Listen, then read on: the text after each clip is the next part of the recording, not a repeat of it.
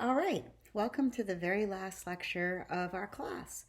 Um, there has been an announced season 6 of Bojack, and so this lecture, kind of appropriately given what we were just talking about in the last lecture, is not going to come to any neat conclusion. There's nothing that happens at the end of season 5 that ties everything up neatly for us or gives us any resolution or any redemption, and that's pretty much how it should be, so things will end a little abruptly. Um, Okay, I want to talk about episodes 11 and 12, the last two episodes of the season mostly. By episode 11, Bojack is very far down the path of opioid addiction, and he is completely dependent on his pills. He's become deeply paranoid, and he can no longer tell reality from his own fantasies from his show. The slippage back and forth between reality and what's inside the set or the show of Filbert is interesting for at least two reasons. One is it brings us back to how powerful animation as a visual medium is on this show and how well they use it. I think that they use animation really well to let us visually experience this seamless slippage back and forth between worlds. And as he slides back and forth between worlds, some things from one world carry over to the other and other things don't. If you think about it, if you were trying to do this as a written novel rather than as a TV show, if you were trying to do it non-visually, it would be almost impossible to find a way of writing that slipping back and forth between worlds and letting the audience follow what's going on, at least not without making it much choppier. The ability of the drawn, it would be hard to do with regular filming too, but in animation, the ability of the drawn medium to let us slide back and forth gradually and quickly between worlds is very powerful. Second point I want to make about it is that, in a way, this is a culmination of something that's been going on for the whole 5 seasons that we've talked about a lot. Right? We've talked about how, for Bojack, there's always been this kind of slippage between his identity and sense of self and the roles that he plays on TV. He has found himself and made sense of himself through the roles that he's played, particularly on Horsing Around, but on other shows too. And part of that is that these are roles that the public recognizes him as playing, and so there are ways that he is seen as having an identity by the public, and that is how he tends to find his identity. So, all of his television roles are versions of him. Filbert is a particularly strong example of that. He's noted several times that the set of Filbert's house is identical to the set of his house. So there's always been this kind of nod to the fact that he and Filbert aren't fully separate. Also, Filbert is a character who has done bad things and is trying and failing to find redemption, which makes him also like Bojack in important ways. So his paranoia leads him to think that other people are controlling his life. And one of the haunting refrains of this episode, and Diane says this to him, and he gets it said to him in various ways, is that he's seeing all these events in his life as caused by other people, but ultimately it's all him. He's the one who's destroying himself. And this is true, I think, in two senses inside this episode. It's all him in the sense that he is responsible for his own downfall, and the things that he thinks other people are forcing him to do are things he's choosing himself. It's also all him in the sense that, and again, this is a theme we've talked about a lot, it's all him in the sense that he's projecting his own internal fantasies onto the situation around him and seeing other people as caught up in this story that they're not caught up in and as having identities that they don't have. So a lot of what's going on around him is a projection of his own fantasies onto the world. It's very sad how the story with Gina goes. One of the hardest things to watch in the entirety of the series is him strangling Gina on set. And it's particularly sad because at the beginning of season 11, it seems like his relationship with Gina has become really surprisingly genuine and good. He's not great at having regular, healthy relationships. And if you remember, he got back into this relationship with Gina through moral luck. I talked about moral luck earlier. Moral luck is when something happens by accident or coincidence that you didn't voluntarily intend, and yet it has moral consequences. So he accidentally gets back together with Gina as a matter of luck, not choice. But that relationship actually turns out to be a really good one for him and Gina both. So it's especially sad that he blows it. After he chokes her, he has to go on TV and do public relations management so that people will see the choking in the right way so as to not destroy his career and her career and the show. And this is an eerie callback to the beginning of the season when Vance had to do the same thing, right? Vance went on an apology tour to try to do a public relations management of the fact that he had done horrible things to women, including choking them. And Bojack had criticized him. So there's a sad irony in Bojack now being in this position of having to do something about his public image in light of the fact that he has choked a woman. We also are brought back to thinking again here about how public perceptions and public personas are managed and might not have very much to do with the person themselves. There's an interesting side plot that goes on in these two episodes that's worth mentioning, since we've been talking a lot about the issue of responsibility. Remember, Diane is brought on as a consultant to the show earlier, and one thing that happens is that she accidentally humanizes the character of Filbert and makes him less cartoonishly misogynist and more relatable. And in doing so, she discovers that she has accidentally changed the philosophical and moral message that the show gives. People, including Bojack himself, but also other men, now read the show because Filbert has been humanized and made a more complex and sympathetic character. They now read the show as having the message that all men are imperfect and can do bad things and still be forgiven because doing bad things is just a part of life. And Diane is really upset by this message. She doesn't want the show to, in effect, be a massive excuse or apologia for men who engage in bad behavior. She was trying to make him a better and more interesting character, but in doing so, she worries that she has normalizes bad behavior. Remember, she talks about what normalization is much early in the series, and this is the idea that by showing something as a routine part of many narratives, we give the impression that it is a normal way to be.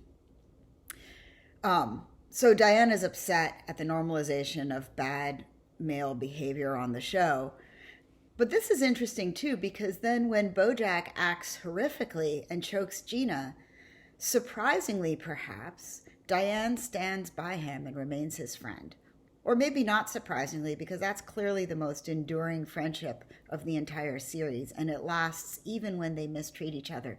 They mistreat each other and forgive one another over and over again. And in the end, despite their absences from one another, they always end up making the choice to support one another. So it's a genuinely supportive friendship. We don't see a lot of those on the show. But why does she stand by him? Why does she stand by him right after she has been so upset at the normalization of this kind of behavior? She doesn't forgive him. She doesn't want to normalize what he did, but she does still want to support him. And in the end, she's the one who takes him to rehab. And I think this might be a really great example of this notion of holding in personhood that I've been talking about. Right?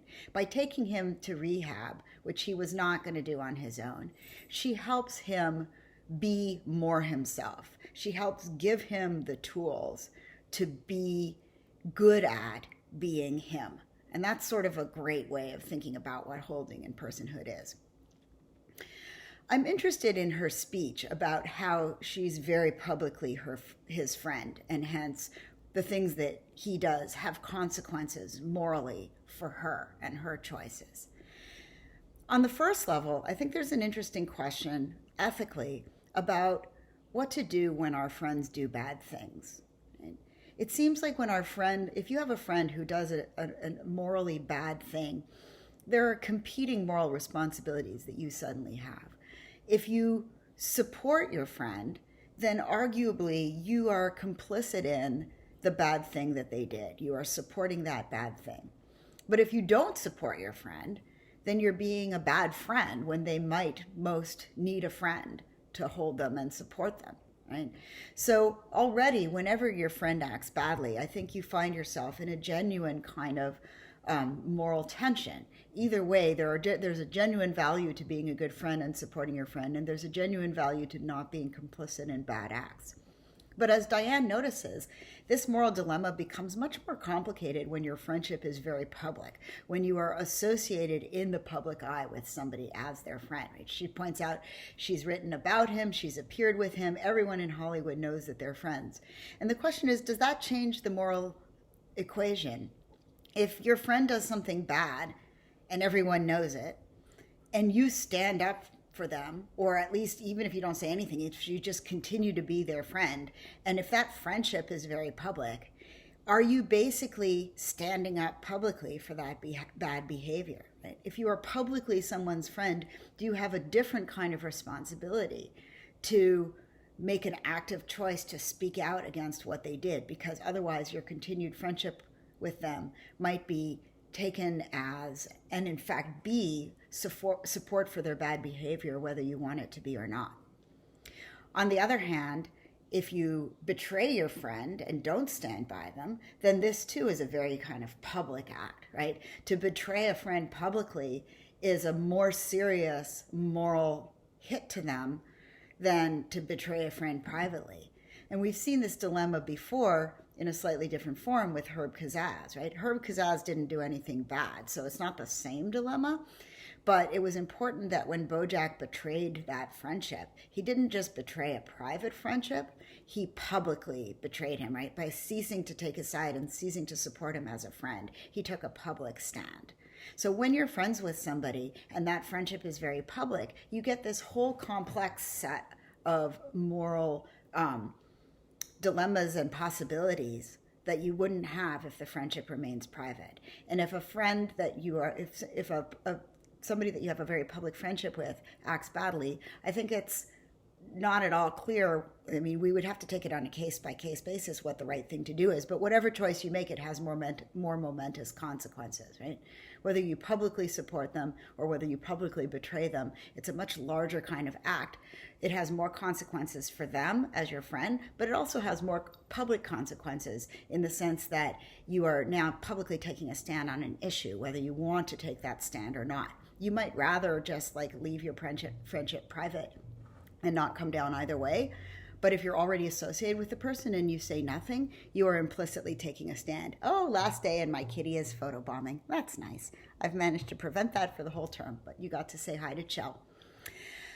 Okay. Last issue. And this is the one that I really want you to think about as you part. Here's a really complex moral problem that we end with. Bojack is asked to go on TV and talk about what happened on the set when he strangled Gina. And Gina asks him to lie. She says, "I don't want you to be the most notable thing that ever happened to me."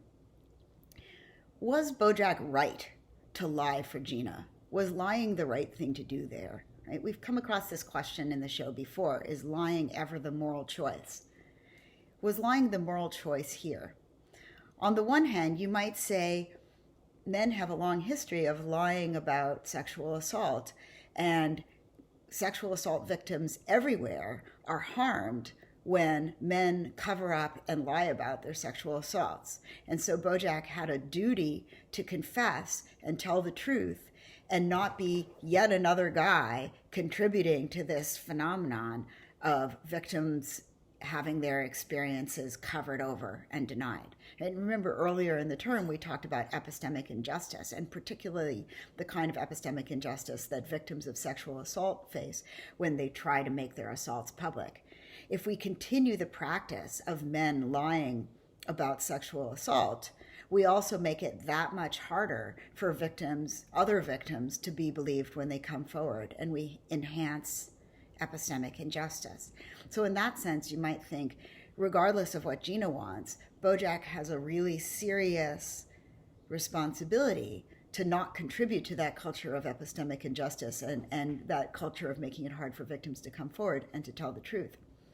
On the other hand, he's done something terrible to Gina, and it's really not surprising that she wants this in return. Right? It is a real risk for public victims of assault that they become known more as victims than anything else, and their victimhood defines their public identity. So she's naming something very real when she says, I don't want you to be the most notable thing that ever happened to me. She wants to be known as an actress, and she's finally becoming known as an actress, and she doesn't want to be known as Bojack's sexual assault victim instead. I mean, think about what happened to Monica Lewinsky, for example, or any of the other victims of sexual harassment or assault that we can name. Anita Hill. These are people whose names are tightly associated with their victim status. And that's not to denigrate those people. Both Monica Lewinsky and Anita Hill have done amazing, important things with their fame and have really fought for victims' rights. But it's understandable that an aspiring actress would not want to become one of those people. So her request is reasonable. And you might think, given what Bojack did to her, the least he owes her is allowing her to protect her public reputation and manage it the way she wants, allowing her to be recognized the way she wants to be recognized, and not the way that she will be recognized if the assault comes out. Right? She too wants to be recognized as she really sees herself, like everybody else.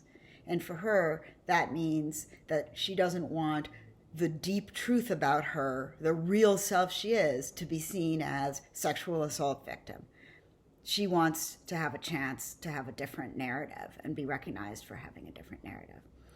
So I'm not sure which way we come down on that. I'm not sure what Bojack's proper moral decision there is, but he does decide to lie for her. And that's worth thinking about because I think it's a real moral dilemma. I think it also highlights another important fact about our culture, which is that there is a real burden on victims to act traumatized. Right? We find Gina's willingness to just be professional and carry on kind of surprising, and that scene where she's forced to kiss Bojack on the show is excruciating to watch. But we have a hard time accepting that victims could really be harmed and still be functional and just want to get on with their life. We feel like if what they experienced was really that bad, then they should act damaged and traumatized. But of course, forcing somebody to not be functional, even if they're able to be, forcing them to act damaged and traumatized in order for what happened to count as real, is basically a further harm that we inflict on sexual assault victims on top of the original harm. Right? Everybody responds to being harmed differently, and we double the harm if we force sexual assault victims to perform being traumatized and dysfunctional and unable to carry on. The final scene is him going off to rehab with Diane's help. Right? But it's not a redemptive scene because he says he's worried that when he comes out, he may still be an asshole, and she agrees. He might still be an asshole, right? This is not something that is going to fix his soul or turn him into a different person. It's a final existentialist reminder that there is no external tool or force that is going to fix anybody's identity or enable them to be the person that they want to be. Ultimately, it's just our actions that do that. And what Bojack does when he gets out is going to be on him, and we don't know yet.